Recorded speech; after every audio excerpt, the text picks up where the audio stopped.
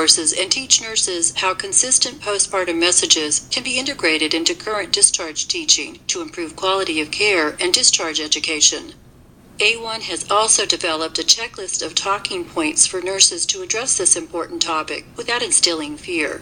The post-birth warning signs checklist will be introduced shortly. Before reviewing these resources, let's acknowledge there are challenges to integrating discharge teaching into a short length of stay for postpartum women.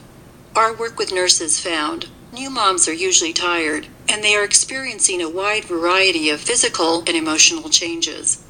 During the immediate postpartum period, there may also be many family members and friends visiting. The woman's focus is typically targeted more on her baby than herself. Because the new mother is still taking in the reality of this developmental milestone, it is not uncommon for her to experience information overload in a very short period of time. Postpartum nurses are required to convey an overwhelming amount of information to mothers about everything from breastfeeding, diapering, and bathing to car seats and pediatric care. Language and literacy barriers can make the job more difficult. Some nurses reported a hesitancy to talk about difficult topics such as morbidity and mortality, information they feared might frighten or upset a new mother. In light of the number of maternal deaths that occur during the immediate postpartum period and throughout the first year, the potential benefits of having the conversation with women, and ideally their families, clearly outweigh the risks of not doing so. The best approach may be working with other nurses in your unit to address these challenges to integration into standard discharge teaching. The post-birth warning signs checklist was created to introduce a standardized guide and format for nurses to use in discharge education that includes essential teaching points to discuss with every postpartum woman regardless of risk. The checklist is organized according to the leading causes of maternal morbidity and mortality, and includes essential talking points on basic definitions of the conditions, key signs and symptoms, and what to do to obtain medical attention.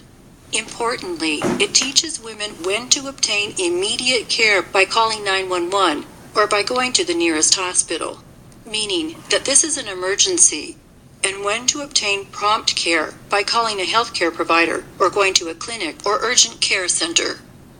For each topic, a nurse documents that information was taught and whether a family member or support person was present for the teaching session.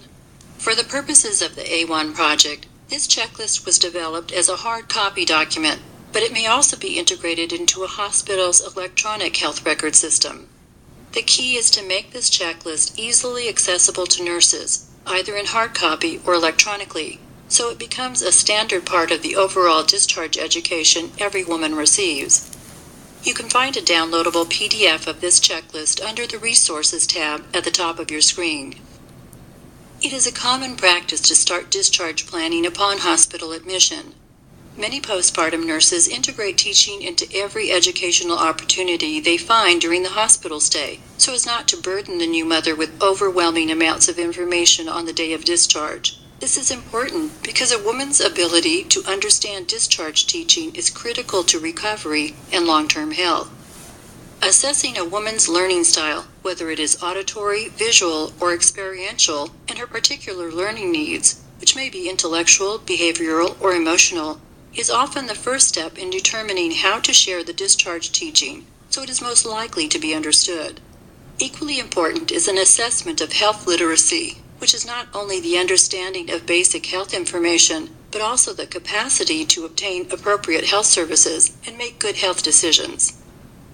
Implementing strategies such as Teachback that focus on validation of learning can confirm basic understanding of new information and skills. A1 recommends that postpartum nurses educate every mother about the 9 post-birth warning signs. Instructing all women is important because any woman can experience post-birth complications regardless of identified risk. Focusing on specific complications for women with identified risk factors or chronic conditions is important, but equally important is a review of all signs of post-birth complications. It is also critical to emphasize that women may require medical attention even if they don't experience all the warning signs related to a particular condition. Women may tend to minimize individual symptoms they are experiencing, especially when they are focused on caring for their baby.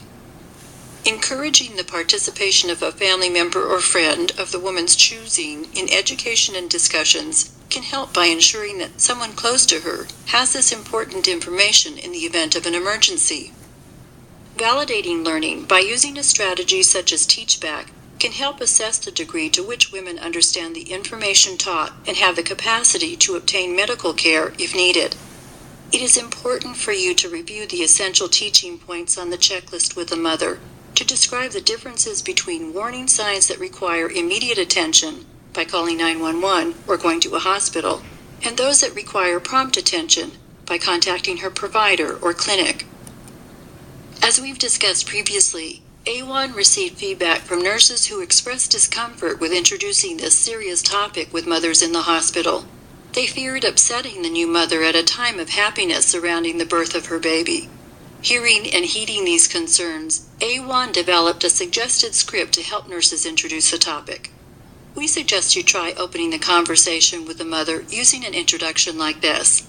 Although most women who give birth recover without problems, any woman can have complications after the birth of a baby. Learning to recognize these post-birth warning signs and knowing what to do can save your life.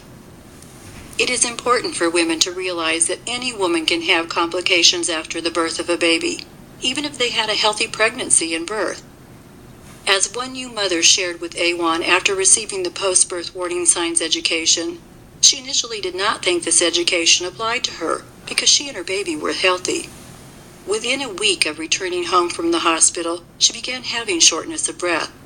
She checked the A1 Save Your Life handout and went straight to the nearest emergency room. She was diagnosed with a pulmonary embolism and admitted for treatment. She recovered well because the embolism was identified promptly, and she was so thankful that her nurse explained the post-birth warning signs. In the end, she told us the Save Your Life handout actually did save her life. Nurses play a pivotal role in teaching postpartum women how to recognize post-birth warning signs.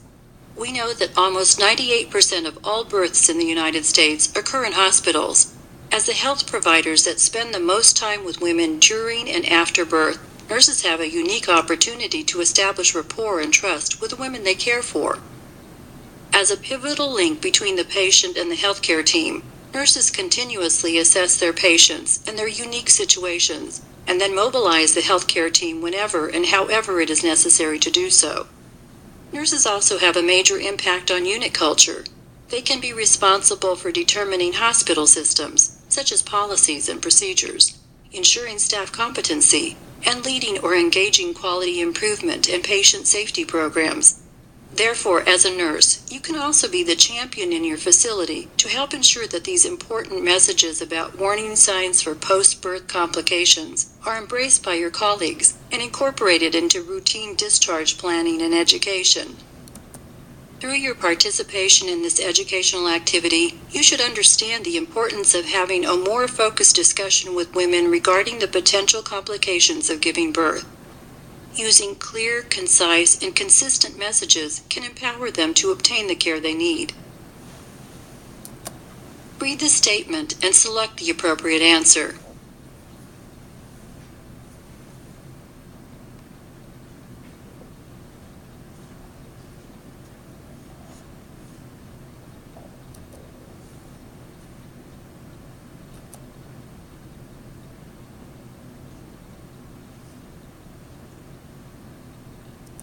Let's review the key takeaway lessons according to the 3 sections presented in this course. The problem. Maternal morbidity and mortality continue to remain high, with more than 60% of maternal deaths happening in the postpartum period. The message.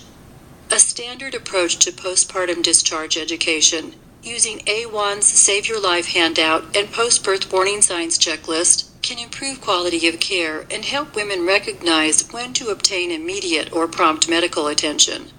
The integration, conveying a consistent message to all postpartum women before hospital discharge, regardless of identified risk, can save lives. Increasing awareness of the problem and providing consistent messaging to all postpartum women prior to discharge can help decrease maternal morbidity and mortality rates. Doing this routinely can save a patient's life. Congratulations, you have completed this course. Participants may now access the online participant evaluation and the CNE certificate. Under Resources, you will find the A1 Save Your Life Patient Handout in both English and Spanish, the A1 Post-Birth Warning Signs, Postpartum Discharge Education Checklist for nurses, and list of references used to prepare this presentation.